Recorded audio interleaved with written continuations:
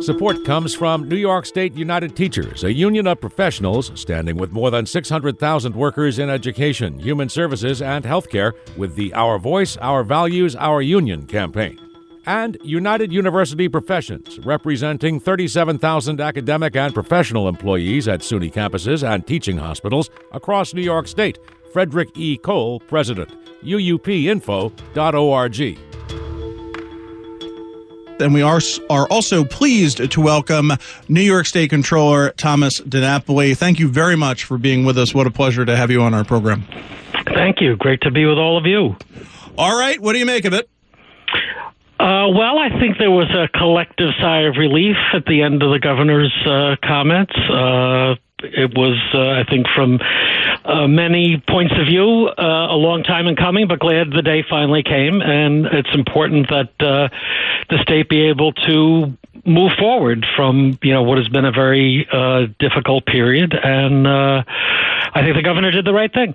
Okay, so I have a question for you, Tom DiNapoli. And by the way, I think people should know, because I've always thought that do we people who appear in the public media ought to say what we're thinking. Tom DiNapoli is, of course, my favorite politician in New York State and the comptroller who has done a wonderful job, and a lot of people think so. Now, this would appear to be the year of the woman. We have Kathy Hochul taking office. We have Letitia James as a potential primary opponent down in the city region. Tom DiNapoli, there was a lot of talk around, and the governor accused you of running for governor, his job. So are you going to do that? Well, I think the only reason the governor accused me of that, Alan, is he was very jealous that you kept saying I was your favorite New York politician, and he didn't like that you were not saying that about him. Look, here's my view of where the whole thing is at right now. We've been through a very traumatic moment in our state's history. By the way, not the only traumatic moment, I might add, in terms of people in high office not able to continue in office. And I think what's key, especially as we are still in the midst of COVID, uneven economy, a lot of federal money we've got to spend the right way, we have to make sure that state government is back on track. And fortunately, we have a transition process. Kathy Hochul will be the governor. First woman governor, true, and that's to be acknowledged. But most importantly, she's going to be the governor. And she's a smart person and prepared, to move into that position. She called me today, and she's already had her team working. We need to move the state forward. We need to close out this chapter. What's going to happen very quickly, though, in a matter of months, is that we get into the political calendar for 2022, when all the statewide offices are up again. And, look, it doesn't happen very often that you have a circumstance like this. I'm sure there are many people with their political calculators out trying to figure out what next year will look like. I haven't heard Kathy Hochul say whether or not she's running next year, although one would assume that she would be. So my view is this, whether it's for Tom DiNapoli or Kathy Hochul or Tish James or any of the other names you're hearing, let's put all that aside for the moment. Let's get the state back on track. Let's restore some credibility and dignity to the office of governor, comptroller's office. We have an important role to play in making sure the bills are paid and the pension checks get out, the contracts get approved.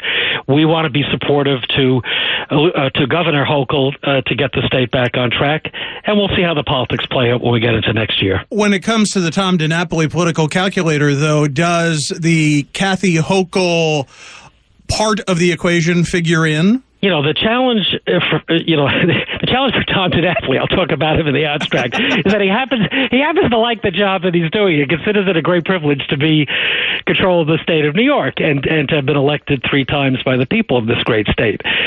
I am rapidly becoming the guy that's been around the longest. I don't know whether that's good or bad, but it certainly means that I've been keeping my nose clean and just doing the work that people expect of me. So, my goal, I've said this on Alan's show many times, I want to continue to serve. I am in good health. I love what I'm doing. Look, a lot of people are speculating about what makes sense for next year. I think I'm going to put any final decision on that off, for now. And if circumstances move away from me because of that, that's fine. I'll be content, running again for this position. But I think really right now, people should put their calculators on mute or silent mode. let's focus on getting some integrity and credibility back to New York State government. And I think that's something, I want to do with Kathy Hochul, with Tish James, with Andrea Stewart-Cousins, with Carl Hastie, with all the leaders that need to keep this state going. And that's why the governor moving off the stage was a very important first step in that regard. You said in your statement just a few moments ago, my team and I stand ready to assist incoming Governor Hochul as we move the state forward. So for you, what does that mean? What does the assistance in your eye mean? Well, and I said that directly to Lieutenant Governor when she called me earlier today. We have a lot of expertise here, certainly in terms of the functions and the operations of government. So to work collaboratively with Governor Hochul's team, one of the questions is how many new people is she going to bring in? I don't know. I'm not sure that she knows whether there's going to be a wholesale shakeup over on the second floor or whether there'll be a lot of holdovers. But certainly on the technical side of government operations, we have a lot of expertise here. Many of the folks who work here are people who've worked in other, divisions of state government. Certainly in terms of the monitoring the revenue and the spending, the state budget, how it looks for the out years. Again, whether it's on New York City finances, where we have our New York City office, or on the Budget and Policy Group that focus on what's happening with the state, we have a good sense of the numbers. And certainly, Governor Hochul will have her own division of budget, but we don't always see eye to eye with them. And I think she would benefit from having our team's perspective in that regard. And then, of course, all the work that our auditors do on ways to save money, which frankly under the current administration has largely gone ignored and resisted. I'm hoping that under Governor Hochul's administration will take a fresh look at some of the cost-saving proposals we've had out there, because it's in everybody's interest to make government be more efficient. So we have a wealth of knowledge, expertise, and people who want to serve New York. And instead of having what had often been at best a cool peace, if not an adversarial relationship, as we had over years with the outgoing administration, it will be very pleasant to have a collaborative one with Governor Hochul, and she and I have always had a great personal relationship, so I think the strong possibility is there for that to happen. Controller DiNapoli, it's Ian. Just wondering, when's the last time you spoke with Governor Cuomo? Someone asked me this yesterday, and I actually couldn't remember. That would indicate a long time ago. Not recently. My best recollection was probably sometime earlier in the pandemic when we were all trying to figure out, how to get the money out the door for the ventilators and the personal protective equipment. But needless to say, I haven't been invited to too many of his press events, public events in recent months, so I haven't seen him. Alan? I don't know what Madame Bierbaum would be saying about all of this. She'd be saying it in a language that you and I, unfortunately, wouldn't understand. She'd be saying it in French for all of you who aren't aware of our conversations. Bierbaum was my French teacher and also a French teacher of one of Tom's close friends. And we kid around about that. But what about the budget? The budget really becomes the central focus here. And you mentioned it, but you could be of great help to her in putting this thing together, couldn't you? Yeah. Look, the good news right now, Alan, is that we talked about it when we last did your show. We've got cash. I mean, you've got all this money coming in from Washington. You have tax revenue coming in higher than anticipated. Although people have been worried about our upper-income New Yorkers moving out of state because of the increased taxes, it hasn't shown up yet in terms of a loss in personal income tax revenue. So cash for the moment is not the issue. But look, it's the middle of the summer. Before you know it, we'll be getting into the early preparation of the budget for next year, believe it or not. So certainly our budget numbers people would be of great help to brief Governor Hochul and her team as to what we see as the challenge for next year and the years after, because the federal money is not going to be there forever. If this variant takes hold and we go backwards on some of the reopening of the economy, we might see those tax revenues going down rather than up. So, there's a lot for us to look at, and we have a lot of expertise to offer. And look, at the end of the day, it's the governor's prerogative to prepare the budget, not the comptroller's office. But we certainly could be very helpful with information to help frame a better budget product. Say that 3 times fast. Yeah, I had trouble saying it twice. Comptroller, it's Ian again. It's no secret that you've been there for a while. You took over from a comptroller who had to step down, Alan Hevesy. And as we think about what Lieutenant Governor Kathy Hochul is doing right now to prepare, what do you wish that you knew before taking over that office that you know now, and how might that apply to her? Well, the most obvious thing that I didn't know, remember when Alan resigned, it was for the use of state resources, the use of cars. Yeah, so don't do that. And don't do, no, and I haven't. But what I didn't know is that we were walking into a mess with corruption with management of the pension fund, which is ultimately what he went to prison for, and the previous chief investment officer also was charged. So. That was kind of like the hidden surprise, and there was no way to know that up front. I don't know what hidden surprises she's going to find when she goes in there. Hopefully none. The other big challenge, though, is putting your own team together. And again, the challenge, now she's been lieutenant governor. She may know some of the folks on the second floor in some way. But when I came here, I didn't know, there were very few people I knew in the controller's office, at the management level. And the hard part was really trying to assess, with limited personal knowledge, who do you want to keep? Who should you encourage to leave? And then in terms of bringing in new people, to backfill in some of those positions, how do you recruit people at the beginning of administration? Don't forget, Kathy, at least technically, is there to serve the next year and a half. Some talented people may not want to sign up for what may be a year and a half tenure. So she's got to make it attractive, for people to want to work there. She may want to reorganize. I mean, how they're set up functionally in terms of the positions, the policy positions, whatever the titles are. She may want to reshape some of those. Which commissioners should stay, which should go, who wants to stay, who wants to go. Those are very important personnel decisions, because at the end of the day, as governor, she'll set the tone, but she needs, the key individuals in those leadership positions to carry out her wishes. So her first big challenge is, melding together the right team, which I would think will include some people who are there now, and a combination of people who would come in at her request. She needs people around her who are going to be loyal to her, and she doesn't need everybody to be brand new and loyal to her, but she needs key people whose first loyalty is to make her succeed as governor, and then she needs functionaries, particularly at the agency level, that know something about government, that can get a job done. And there may be many of those people there now who are not caught up in any of the Cuomo drama, and it would be fine for them to stay. How would you assess Governor Cuomo's legacy as we speak today?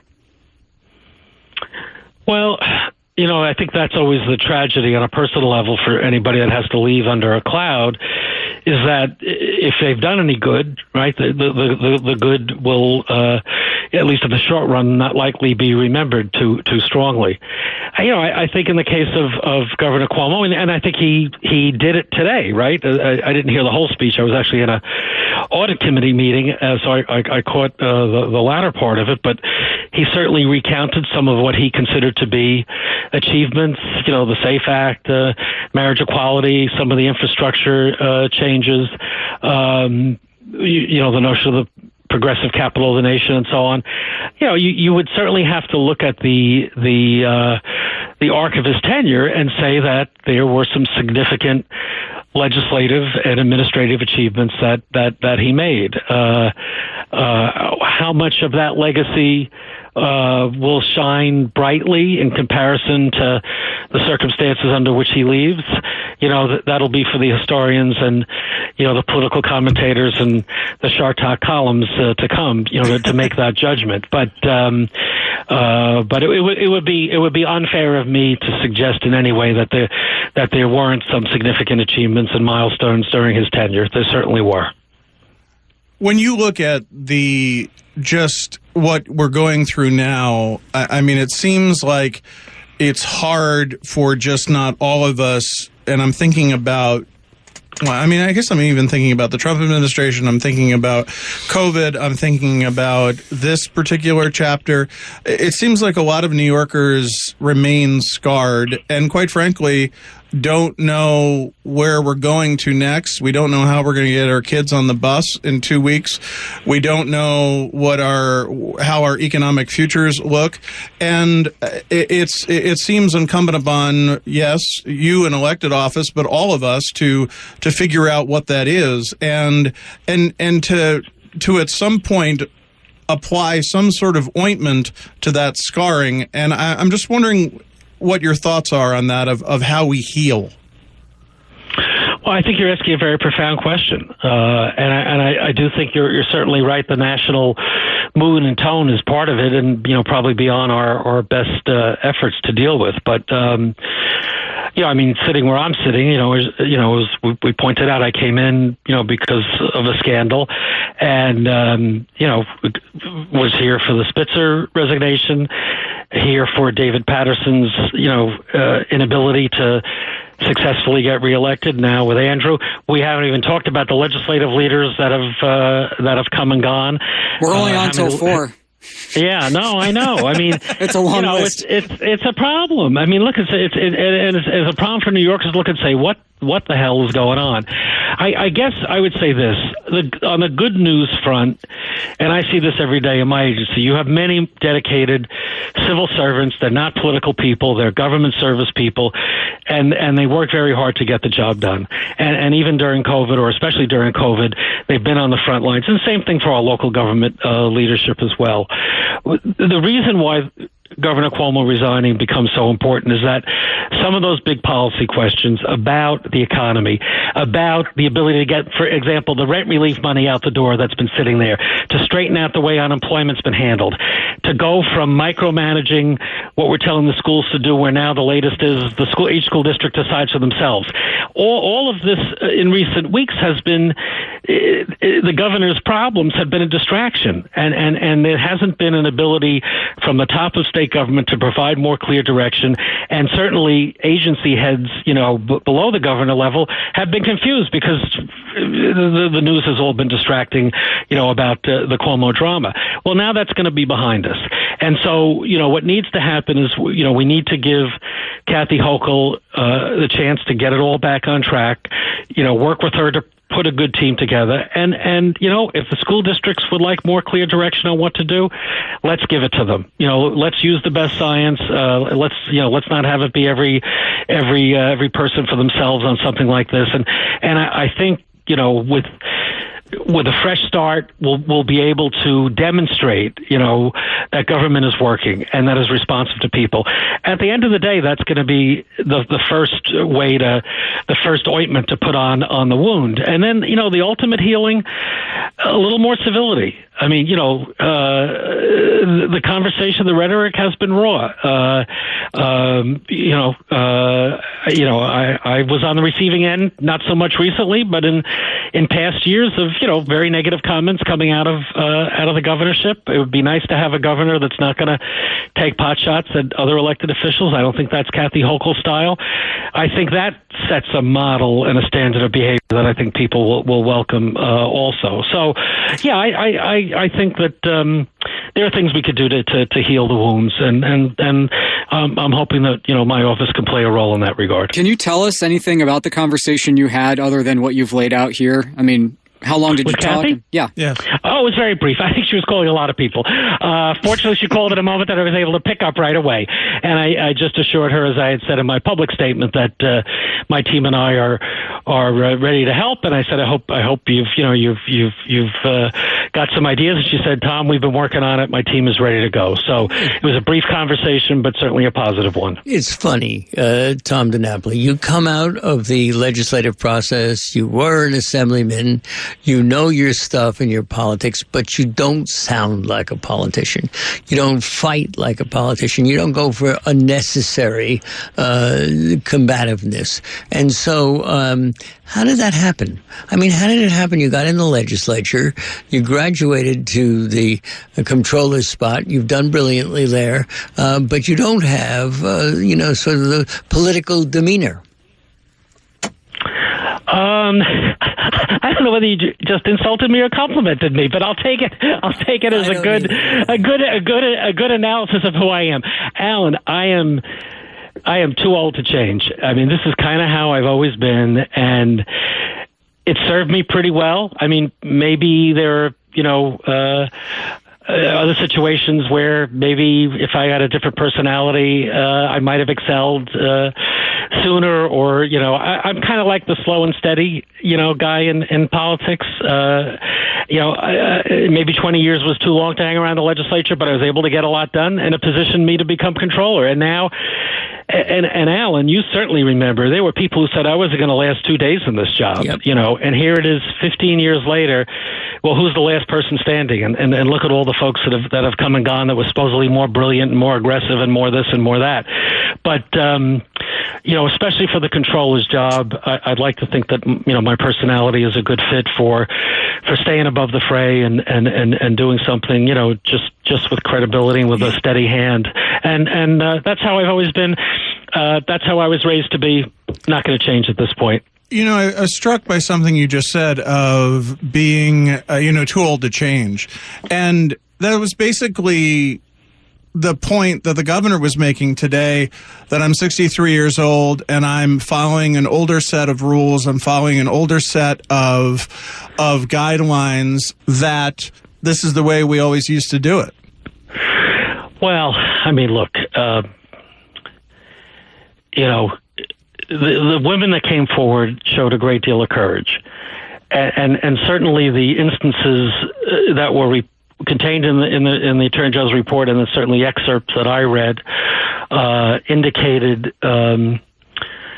levels of physical touching that, from my perspective, would not have been appropriate, 50 years ago, let alone, 5 minutes ago. So I think it's easy to say, well, we used to do things differently, but I think, grabbing a woman's private parts, I don't think was ever something acceptable, period. I mean, at least not in my knowledge. Now, maybe guys thought they could get away with it more years ago. That's maybe a different way to look at the question. But in terms of it being appropriate, never was appropriate. And I guess be thankful that we're in a time where we have stronger laws, stronger requirements. And it's unfortunate that, that the laws, frankly, that this governor championed, that the kind of training that I've got to take, right, that he was supposed to take, that didn't take hold. So I guess the flip to being too old to change is that you're also never too old to learn. And I think that for young men, for old men, this should be a powerful learning experience, to look and see, this is serious, and you cannot objectify, women in the workplace. And I'm not going to get into what, the governor says it didn't happen that way. And, right. Who knows? I wasn't in the room for any of it. But, we have to take, based on the investigation, we have to take the words of the women at face value. And those kind of situations, they wouldn't have been acceptable 20 or 30 years ago. Whether the people got away with it or not, they shouldn't have. If they did, not acceptable. That's not how, I don't think that's how young men are raised to be. And it's unfortunate that some of them turn out that way. It was a week ago tomorrow, that President Biden spoke out and called on the governor to resign, and today he said that he respects the governor's decision. I thought that was really the final cap on the incoming oil well, to use a bad metaphor. I mean, I think, when the President of the United States, who is a decent and good guy, said that, and since we all know that Cuomo had said that they were very good friends, and in fact once told me that it was a question of whether he ran for president or whether Biden ran for president. They had sort of did the odd finger and come up with Biden, which I've never quite believed. But anyway, it doesn't much matter. Tom DiNapoli, you've done such a remarkable job, and you keep your eye on the prize, and I think that's an extraordinary record that you've built here. And how do you avoid all of the potential for using power to meet your own personal ends? Well, it's an interesting question. I mean, I hope, in fact, I do it as well as you suggest in posing the question. But I think part of it is, and this really goes back to my legislative career as well. I've never been surrounded with people who are yes people, or people who aren't strong and who don't hesitate to say when they think, they may have a different opinion or approach I'm taking, or make sure I don't get a swelled head. I think it also goes back to my mother. My mother never let me get a swelled head, to be honest with you. You have to remember something about my personal trajectory. I was elected, the first time I voted, which was the first year the 18-year-old vote back in 1972, the year McGovern was running. But the first time I voted was in a school board election. And the first time I voted, it was my name on the ballot. I was running for school board as an 18-year-old high school senior on Long Island. I had the experience, which I don't know that anybody else has really had it, or very few have had it, where my very first vote was actually for myself. And I won. I got elected. Now, that could either have made me the most arrogant person, thinking that, gee, look at this. I'm 18 and I pull a lever and here I am. I'm already getting elected and all these people think I'm wonderful. In many ways, it was a good learning experience early. I was very humbled by it because I was in a very conservative area that really took a chance on me as a kind of a progressive student activist kid. And I also learned not everybody is going to vote for you. A lot of people did not vote for me. And I got fan mail. I got hate mail. And I remember, I was on the front page of Newsday. Everybody made a big deal. But I remember my mother said, don't get a swelled head. This is a great achievement, but you're no better than anybody else. And I think that always stuck with me. And my staff people, when I was elected, when I would get a big achievement on the floor of the assembly with a bill, when I became controller, I was Tom. I was not, Mr. Assemblyman or Mr. Controller. I'm not, treated in any special way. People aren't running around getting my dry cleaning and stuff like that. When I'm on Long Island, I'm often driving myself, to things. That's just, I've been fortunate to be surrounded by people who made sure I stayed grounded. And I'd like to think I've never had the temptation for the power grab anyway. But boy, if I ever tried, I would have been slapped down, if not by Mama, but by the staff people around me, who certainly would have made sure. Tom DiNapoli, we thank you so much for doing the Capital Connection with us, actually the day that Andrew Cuomo resigned. And you mean a great deal to all of us, but particularly to me, because you've always been so decent to me and to the program and to the station. And we thank you very much. And it almost always brings tears to my eyes when, during a fund drive, the next piece of paper comes across my desk, and there you are, having made a small contribution. It's amazing. So thank you for that. Alan, the legacy that you and your team have built up is incredible, and I'm glad I spent so much time in Albany to be able to hear WAMC and to honor you and to honor Madam Beerbaum in perpetuity. And Alan, happy birthday as well to you. A little belated, but happy birthday. Thank you.